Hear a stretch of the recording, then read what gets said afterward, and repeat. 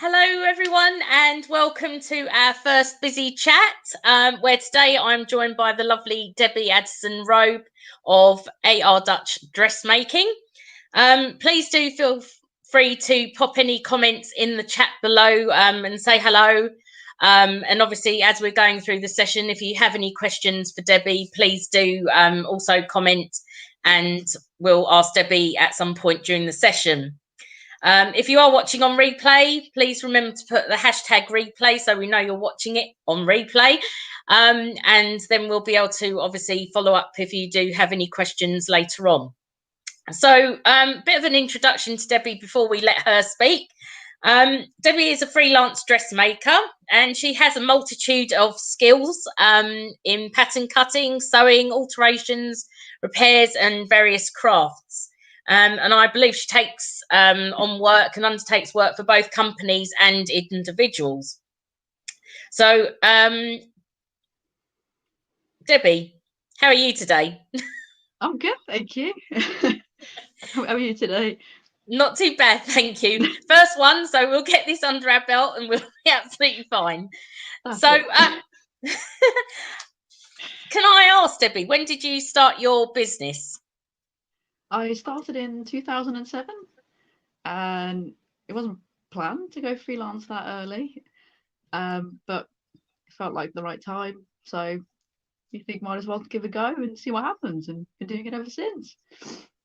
So is your background in dressmaking? You were doing that from an early age, or did you have a complete shift in your career? I've definitely been doing it since I was younger. My youngest memory is when I was about 3 years old that I tried to sew something. And so it's always been something I've wanted to do. My parents just couldn't keep me away from the sewing kit that my mum had. So I think it was no surprise that I then went on to learn it after high school and did my degree after that one as well. So. So, what made you choose to open your own business then in dressmaking? Well, I graduated from my degree, and like everybody, I sent out so many applications for your first job, which I think everybody recognises as the most soul-destroying thing you could do, really. And I told my mum one day that I was getting a bit, thinking a bit like, oh, am I doing something wrong here? And what am I doing? I'm not getting anywhere with this. And then she told me, well, why don't you try freelance now so that you can actually do something in what you like to do. And then if you do find the job, then that just goes on a back burner and you can pick it up later. But the minute I chose to go freelance, it just took off. And I thought, okay, I should have done that sooner. So, what makes you different from similar businesses in your arena? That's a very good question. I think what it might be is that I was taught more the old-fashioned way, because everything goes more towards computers now, so technology seems to be taking over more and more, which in a way is a good thing, but sometimes I do think it's also good to stick with all things as well, because of course if there's a blackout and you're pattern cutting on the computer, you're pretty stuck. Whereas I just use paper and pencil and my eye and looking at what shape you are, and then I try and translate that to my pattern, which is definitely more how you used to do it in the old days.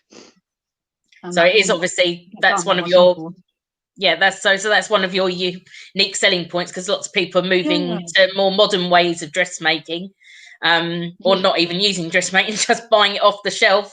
But you're actually you're actually there to with your skill and your eye and attention to detail to actually create something which actually suits that person individually, rather than just being something which is off the shelf.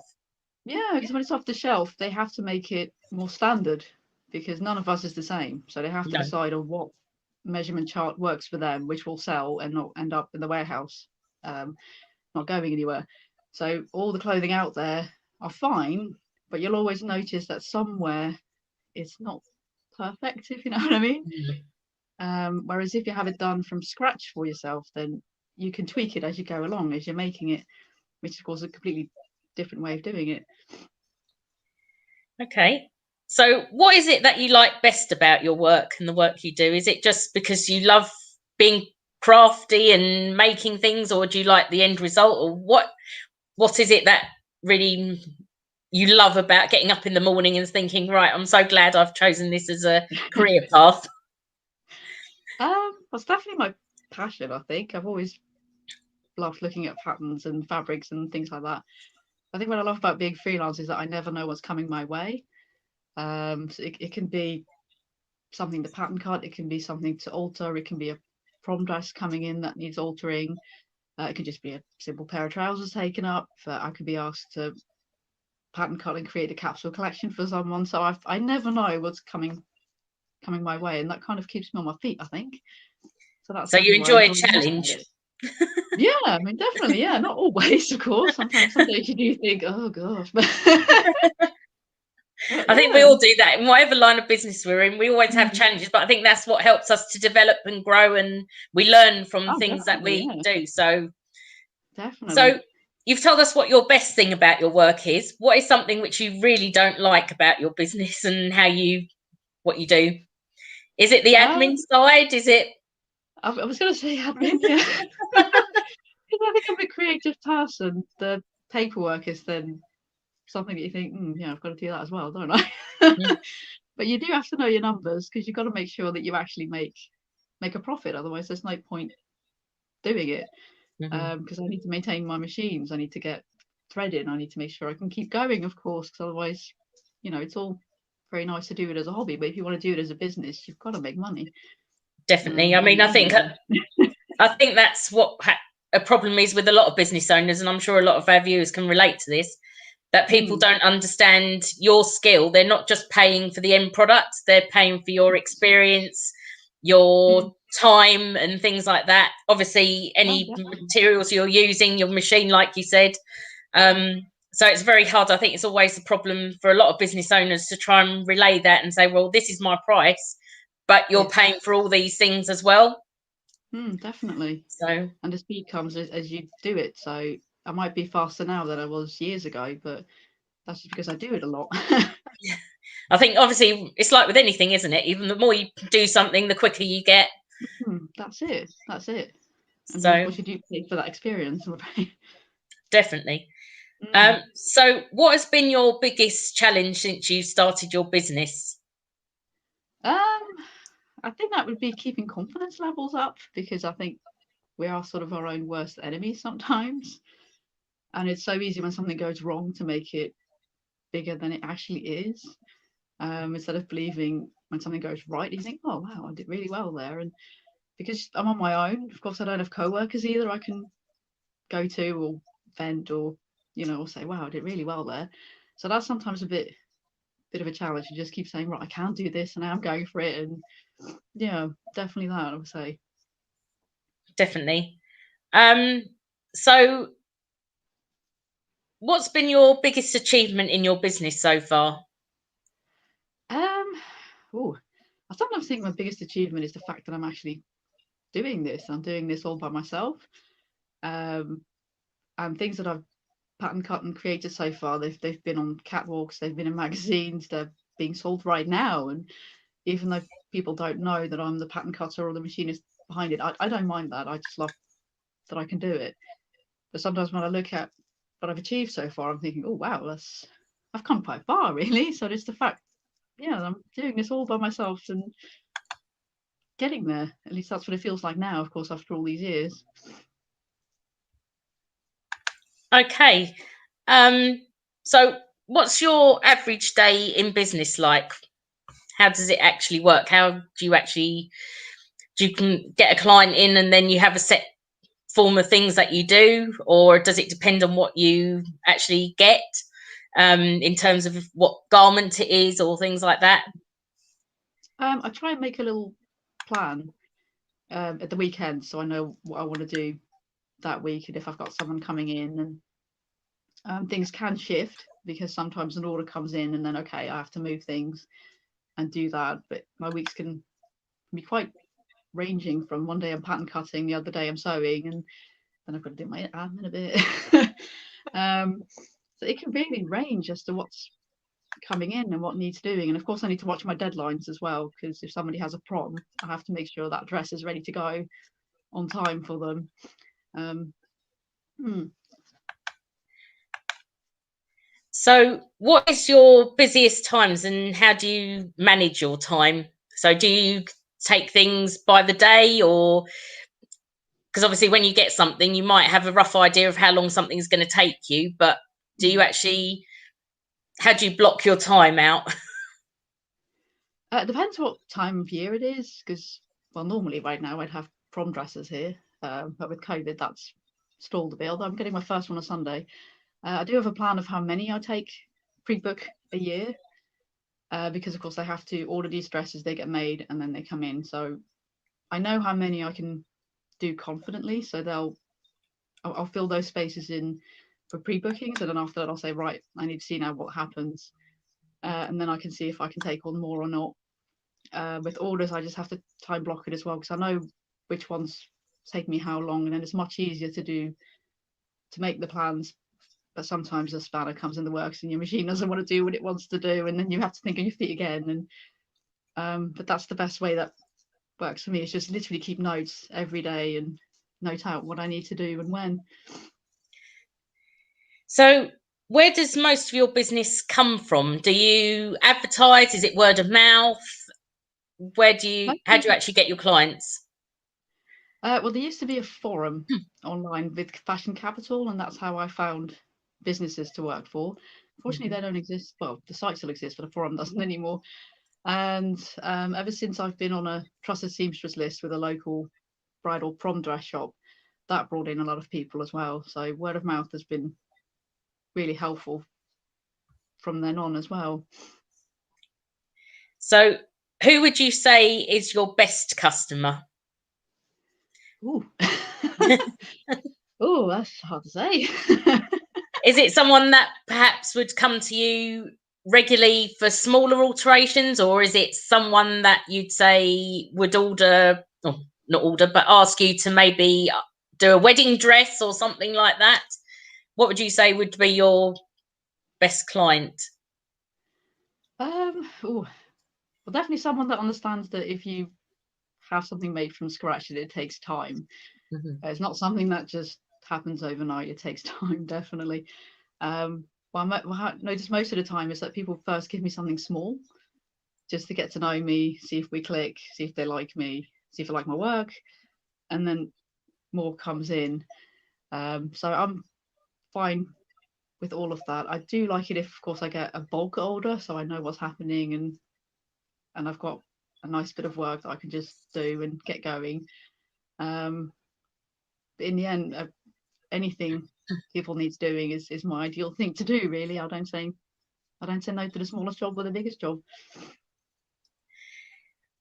So, what actually makes a good referral from you? So, if I was to now go out there, or anyone watching us today want or knows of someone that needs your skill, what would be a really good referral for you? You mean how to get to me, or? So, no. So, if they were actually looking for people to send to you, would it Right, be yeah. someone that wanted these smaller alterations, or are you looking at just concentrating on the bigger projects that you do? What sort of person are you looking for? I've got big jobs lined up at the moment, so at the moment I think I'd look more for the smaller jobs, which are like little palette cleansers sometimes. Because I think sometimes when you've got a big job going, it can feel a bit like, oh gosh, this again, and then you can have little something else to do in between. So that So, would be at the moment my ideal thing to come in. Yes. so obviously it depends on what time of year it is, like you said, because at the moment Yes. you've got all the prom dresses and things like that. But Yes. perhaps Weddings are coming back again, and September or something, it might be less proms, potentially less weddings, although there's a lot to catch up on. yeah. Oh, I know. So you might be busy for quite a while yet, but generally speaking, small jobs are good as big jobs as well. So Yeah, definitely. When if you have a big job for me at the moment, you would have to wait until September, October time, because it is quite full at the moment with the big jobs. Good for me, but yeah.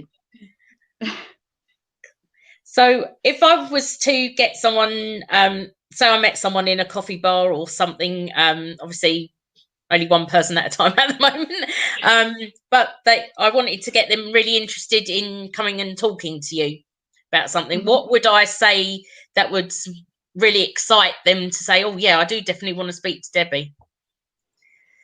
Well, hopefully that it comes across that I'm passionate about this, and I'm willing to listen about anything. There are no silly questions as far as I'm concerned. I mean, I'm aware that I know this job, well, most of it, because the sewing world is huge, so I'm still learning as well.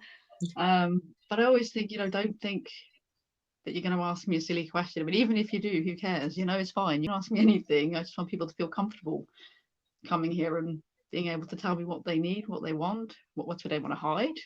We all have body parts that we think, oh, I want to conceal that. Feel free to tell me, because the more I know, the better I can help you. Cool. So looking at your marketing, and again, obviously you said a lot of work comes through word of mouth. Have you used any other forms of advertising? Obviously, I know you've got your website, Yes. which I'll put on the screen now for anyone who wants to pop over to Debbie's website. But is there anything else that you use? Have you been in magazines or anything like that in the past that you use to promote yourself? I know you go networking. Yes, I do that. That was a good decision, I've got to say. I haven't recently, because COVID definitely put things on a standstill for a bit. At least that's the feeling I got. So at the moment, social media has been fantastic. So everybody's at home. So what's the first thing you do? You check that when you have a lunch break. Yeah, that's it. So that's been perfect for it, to be honest. So yeah. So is there any types of marketing which you've done in the past? Because we've all done it. You've put money into some sort of marketing and not got anything out of it, or it's had a negative, not necessarily a negative effect, but you just didn't get anything from it. I tried paid advertising once, and it worked at first, but then for some reason it went out again on a month where it's just completely dead. And I thought, okay, well, this is not going to work for me at all. And nothing came out of that, because I thought that's just not the right month for me. But for some reason it did go out, and well, yeah. So that was a bit of an oops moment. But yeah, we definitely all do it. And sometimes I think you don't realise you may be advertising in the wrong place. You're not getting to the right person to see it. But I think it's all just one big learning process, and you've got to make mistakes to get to the right place, I think. Definitely. It's all about learning from any mistakes you make and not repeating them or trying different things. If we don't keep trying, we're never going to get anywhere. So that's it, just So trial and error. So definitely. how do you plan to grow your business moving forwards now? Obviously, we're starting to come out of lockdown. You're starting to get more work come in. Have you got any big plans that you want to do in the future? Well, I found a menswear course for pattern cutting and sewing. The sewing bit might be a bit of a repeat, but you can always use a refresher course, of course. I finally found a menswear pattern cutting course I really want to do to make suits and things, because that's the only thing to me that I'm missing. I've never really learned that, and I'm thinking surely there's a market for that as well, because it kind of feels like I'm just leaving them behind in a way, if you know what I mean. I can make ties and things, but it's like, yeah. I'm sure there are guys out there as well that just want a nice suit made, So that's definitely my next plan to do. Cool. So is there anything that you specifically need help with that perhaps one of our viewers might be able to help you with in order to grow your business? Obviously, you said about going on the calls and things like that. But is there anything else within your business which you think, oh, I really struggle to do that and I wouldn't mind perhaps outsourcing something or just getting some feedback from someone? Is there anything that anyone listening might be able to particularly help you with? But I'd love to know others like me, other dressmakers, other sewers, other pattern cutters. And I know the fashion world is a bit of an odd one, so I know we're all a bit careful, I guess. But I would love to network more with others like me, because there aren't many of us anymore. And it's such a shame if it would disappear. And I just like to get to know others, not only to help me if I get overwhelmed with work, or I could help them if they get overwhelmed with work, but also just to talk with each other and see if we can learn from each other. And because, as I said, the sewing world is huge. There's just so much you can learn, and they might know something that I don't know yet, or I know something they don't know yet, and that's something I'd love that. If any dressmakers or seamstresses or pattern cuters are watching, yeah, do send me an email or anything. I'd love to hear from them.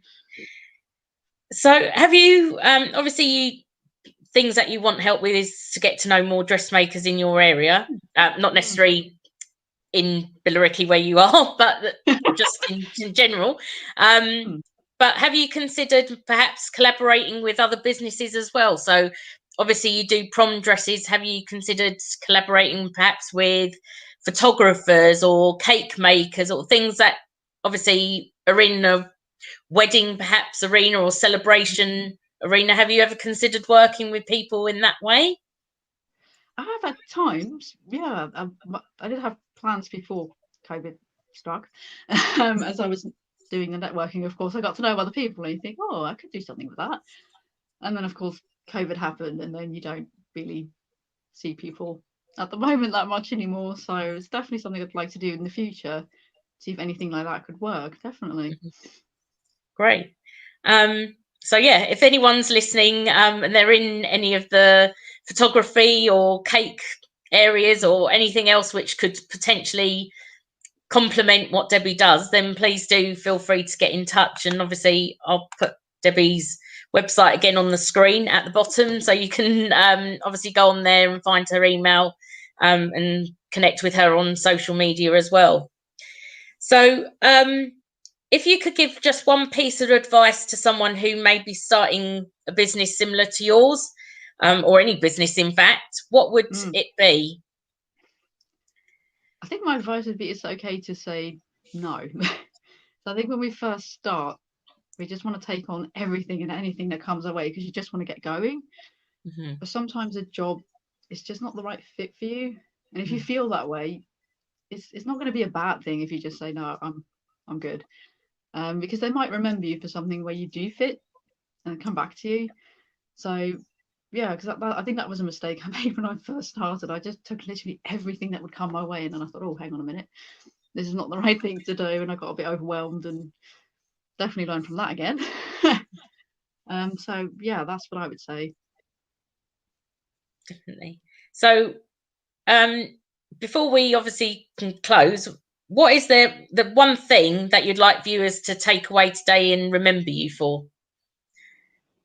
Well, hopefully the passion for dressmaking, that I absolutely love what I do, and if I can inspire anyone out there to take up this job, hopefully, then I'd love that. I mean, I'm glad there's such a thing now as the British Sewing Bee. That seems to have revived the love of sewing for everybody, and I hope it continues, and I hope that doing this means that people do take out their sewing machine again and just give it a go, even if it looks terrible when you made the first time. It's fine. You just got to keep going. That's how it works, you know.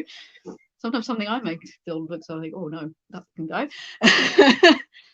You know, just don't give up. Keep going.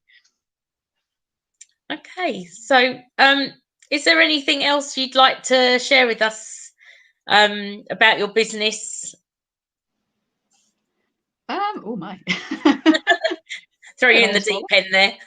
Yeah, my goodness. Well, I'm open for fittings again. That's a nice thing. So they've restarted again, very, very slowly.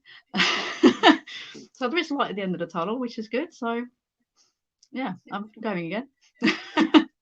Fabulous. Okay, well, thank you very much, Debbie, for chatting with me today on our first chat. There have been a few technical issues, so obviously I'll get them resolved. But we're all on a learning curve, as you said. Nothing runs perfectly. So it's been really nice talking to you and getting to understand your business a bit further. And like I said, anyone who is listening on the replay, please do ask Debbie any questions. A post out if you do have any questions. I'm sure be more than happy to answer anything. I'll put up Debbie's website again, which is at the bottom of your screen. So it's all the w's.ardutch-dressmaking.co.uk. So do pop along to Debbie's website, have a look at what she does. And if you do have any need for any dressmaking alterations, pattern cutting or anything like that, please do remember Debbie and get in touch with her. Thank you very much, Debbie. And That's I all right. will look forward to seeing you at our next networking meeting. No, definitely. Okay, take care. You too.